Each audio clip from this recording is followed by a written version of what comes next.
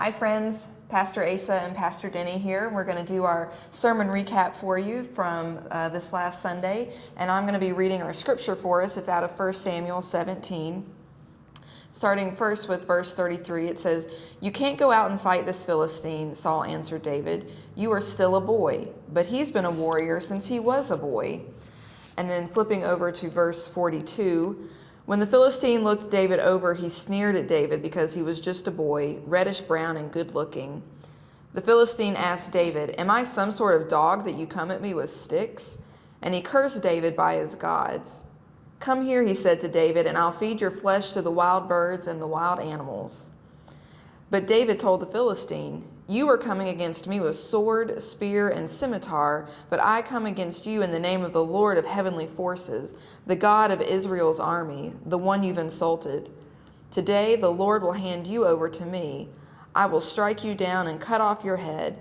Today I will feed your dead body and the dead bodies of the entire Philistine camp to the wild birds and the wild animals. Then the whole world will know that there is a God on Israel's side.'" Talk about some fighting words, right? It gets your blood running. Yeah, through you, man. yeah.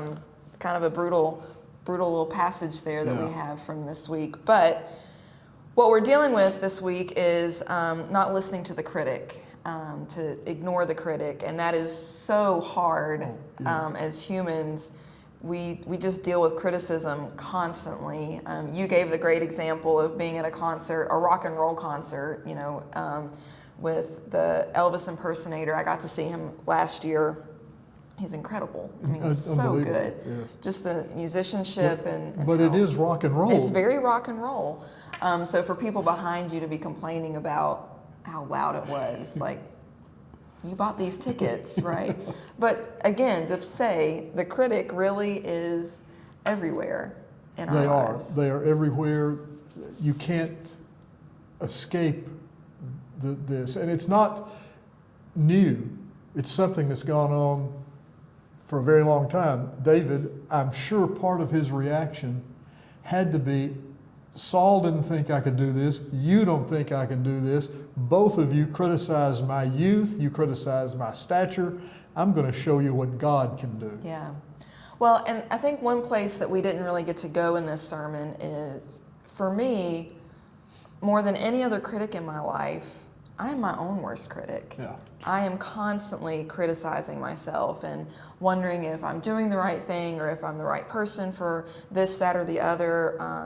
Constantly doubting my leadership skills, and that's all in here in my head. So I always wonder, or just really not even wonder, but just kind of marvel at David, that he was so trusting in who God is and in everything that God had done in his life, that he was able to overcome Saul's criticism that was loving, wanting to save David's life, and then this giant criticism from Goliath, but how much bigger the inner critic could have been for him to keep him from doing this task. So, and I think the other critics in our lives kind of feed that inner critic too. And when you were talking about, people in your churches that have criticized decisions that you've made or things that you've tried to do, I'm sure that feeds into your inner critic.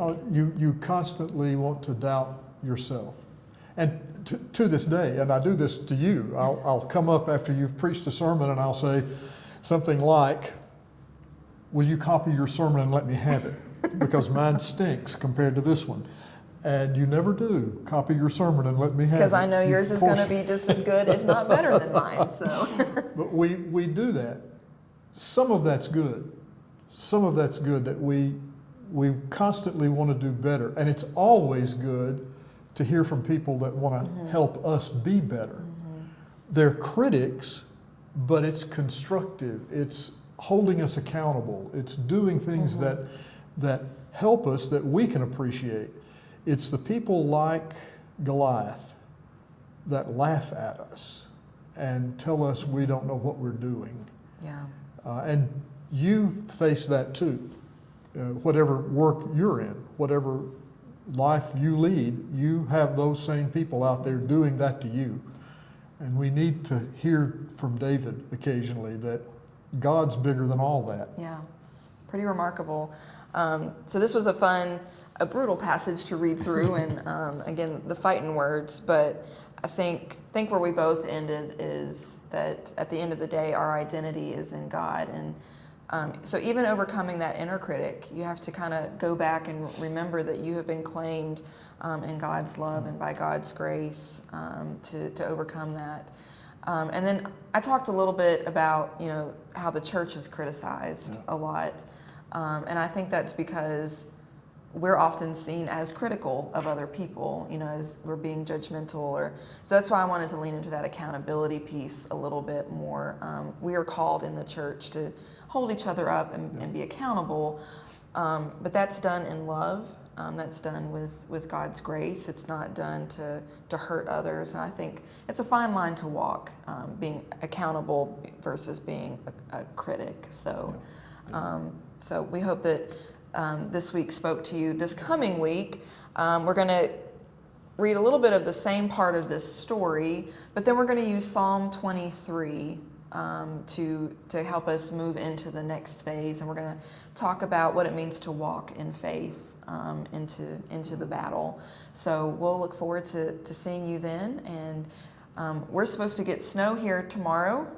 The week that we're filming this is it's beautiful outside. It's right nice now. today. You would never know. But we hope that you're safe and warm, and we'll see you on Sunday.